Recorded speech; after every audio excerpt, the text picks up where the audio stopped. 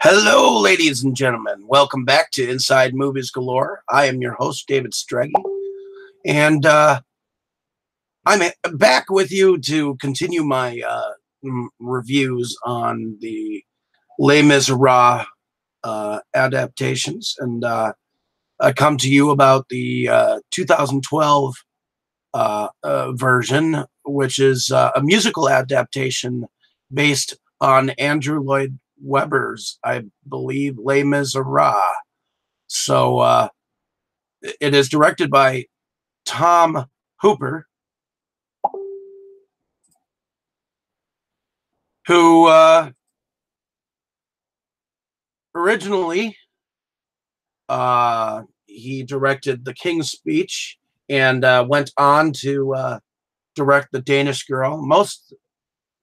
Mostly he's done stuff in TV like Biker Grove, Cold Feet, EastEnders, Love in a Cold Climate, uh, Daniel Doranda, a short film called Yellow Bird, Prime Suspect 6, The Last Witness, Elizabeth the First, and much of the John Adams TV miniseries from 2008. So he's had some experience in doing films of this nature. Now, the Les Miserables that he directed, it has a phenomenal cast in it. We've got Hugh Jackman playing Jean Valjean, Russell Crowe playing his opposite, Javert, Anne Hathaway, Amanda Seyfried, Sacha Baron Cohen, Helena Bonham Carter, who is mostly known to be part of some of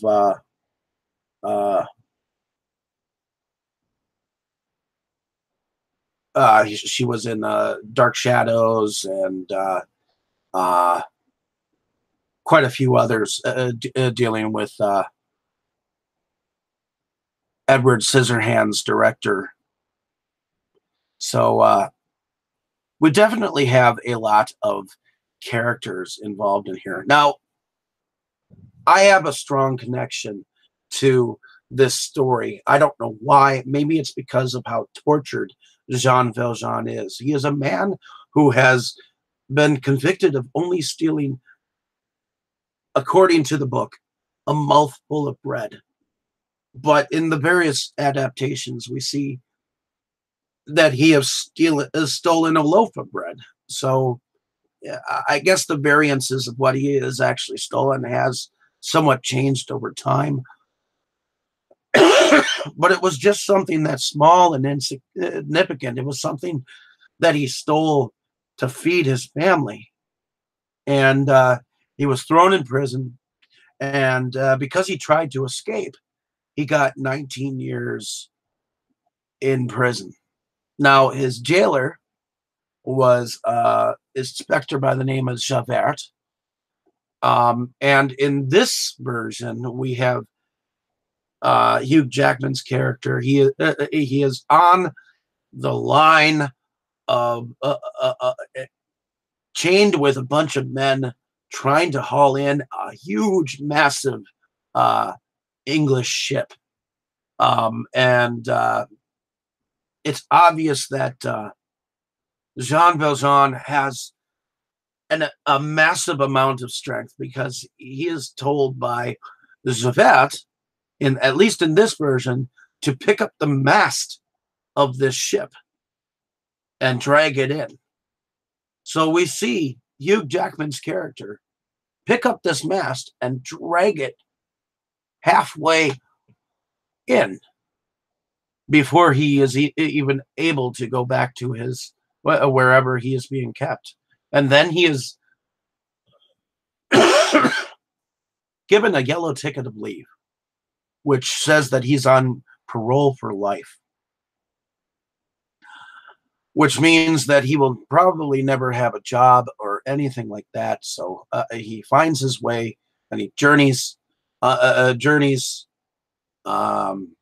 Now, what I like is in the next period, in the next scene, is that he travels and finds his way to a convent, which or at least the home of a priest, and the priest is actually played by none other than Colm Wilkinson, uh, who actually played John Valjean in the musical. So it's almost like uh, that version of John Valjean is standing up in the film to pass on his role, which he is the man who I believe cut the role in the musical itself. So, um, seeing him play this priest who basically buys his soul to um, make him become an honest man. Now, like I've said before, in the previous adaptations, the times of uh, passage, the time later that he becomes this mayor, um, he becomes this basically in this version. He becomes um, an owner of a place that makes linens of some sort, which might have been something that um, he might have learned in passage of being in the prison, but he might not have. But in the previous uh, version from 1978, I believe that in that version, um, at least he made a trade of some sort using or that he had learned from the prison. But in here, that doesn't make. In here, in this version, there isn't really a known profession that he has learned. All we know is that he is being hunted by this Javert. Now, going to the singing, Hugh Jackman kind of makes these songs his own because he sings differently. He is not able to, from what I understand, he's not able to go as as strongly as Colin Wilkinson. But I believe that he is able to make the songs his own way because they are sung a little differently, sung like they're talked a little bit. Now, as far as Russell Crowe's character in mind, um, I think that Russell Crowe has a very good screen presence. And though I can see him in this role, he is unable to reach those high notes that Javert should really reach throughout the film. He goes low when technically the character's songs go high. At least match Jean Valjean at least, and that is the thing that troubles me the most. Um, as well. So the story line follows him into his being a mayor. Or he's called something else in here. I forget exactly what, but regardless, he is a man of some repute, and people look up to him as kind of like a leader. So in any case, there's a woman in the factory that goes by the name of Fontaine. Evidently, it is found out that she is sending money to her child, who is living with two a couple called the Thenardiers, and it is improper for a woman that is unwed to have a child. So while Javert has come into town and wants to speak with the mayor, he is distracted.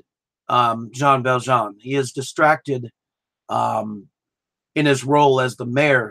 So he leaves the situation of Fantine to one of his workers, and she is ultimately fired.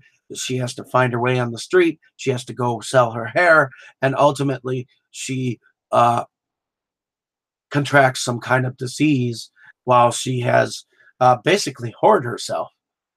And there is a public um, there's a public fight that breaks out among someone who tried to, have his way with Fantine, and Javert has to get involved, and the mayor, or Jean Valjean's character, has to intervene, and this is when he learns of his wrongdoing. Unfortunately, it is almost too late because Fantine is dying, but he ultimately sends for Cosette. And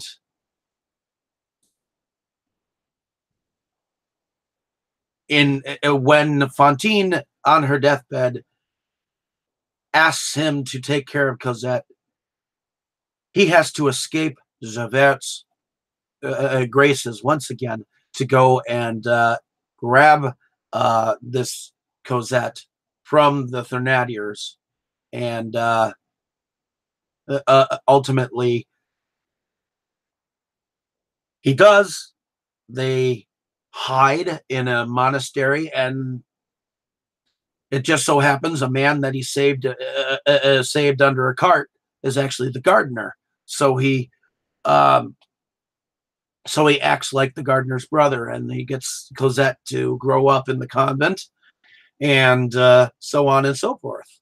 Well, there is a young man named Marius who was played by Eddie Redmayne, which I honestly have to say, this was the first actor, besides maybe um, one of his gentlemen, young men who are in the revolution that he's about to partake in.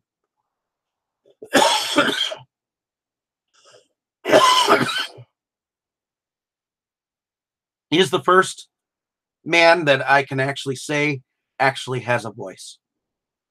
And this was the uh, most first voice that I noticed that I actually, looked up at. So I think that his was the strongest in this musical. The second person that I thought was the strongest was actually none other than uh, Eponine, which was who she was played by Samantha Parks. Now, this is the first adaptation that I can actually say that Eponine, which is the daughter of the Thenardiers, um, actually has a role. I believe it was added as an extra to have this female who kind of grows up knowing Marius and being in love with him, and yet he falls in love with Cosette, who had actually grown up in her household. Going backwards a little bit with the Thenardiers, the Thenardiers run an inn at that point in time, and they don't run it with very much dispute. They steal from their customers. And they are very, very naughty, so to speak. But that being said, I believe that Sacha Baron Cohen should not have been actually cast for the role of Thenardier, mainly because it seemed like he was just standing there and being there. It didn't even seem like he was acting at all. He had no emotion on his face, and to me, even though he did lie down underneath the table to go with the flow of things, it was like he was just there. And to me, the role should have been a hell of a lot more. He should have been more into it. He should have had more enthusiasm, and I think that it made him a bad actor for this role, and I was very disappointed in that. Um, uh, but ultimately, Marius is part of a group of young men who gather together and are not happy with the way their government runs things. So what they have decided to do is make a statement to uh, and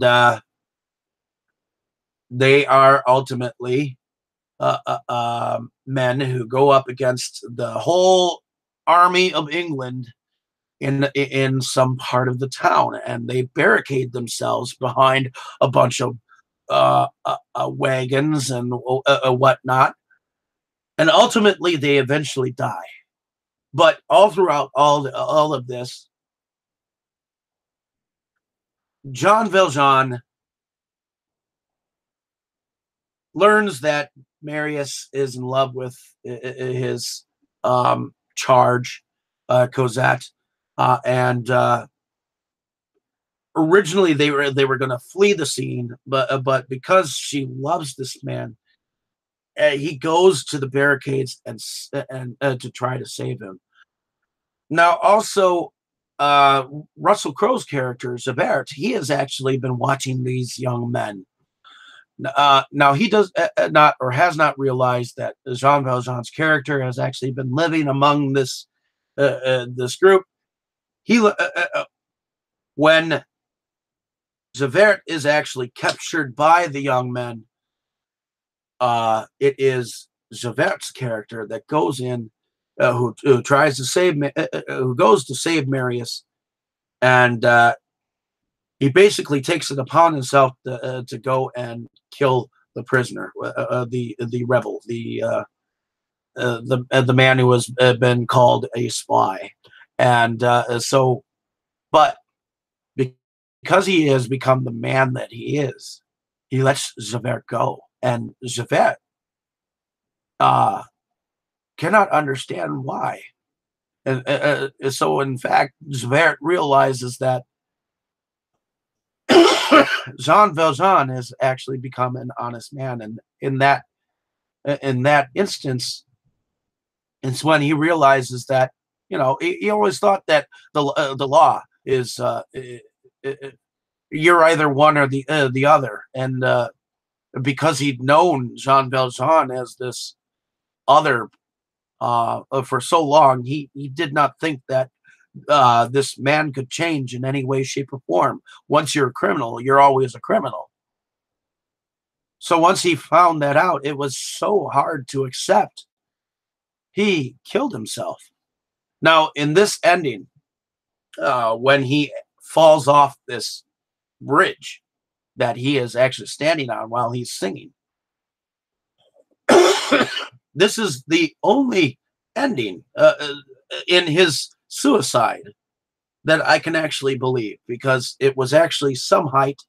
There was actually a ledge that looked like it was underneath the fountain as it was going down, and it looked like he could actually break his neck. In the last two adaptations, it was really hard to believe Javert's suicide, that he had actually killed himself because of the way that he was supposed to have died. So therein, I mean, if you enjoy this to a T and can watch it in its entirety, enjoy it for what it is, that's fine. But I noticed some of these peculiarities. I wasn't exactly a fan of some of them, but I really enjoy the story, and I enjoyed it enough to watch it and own it.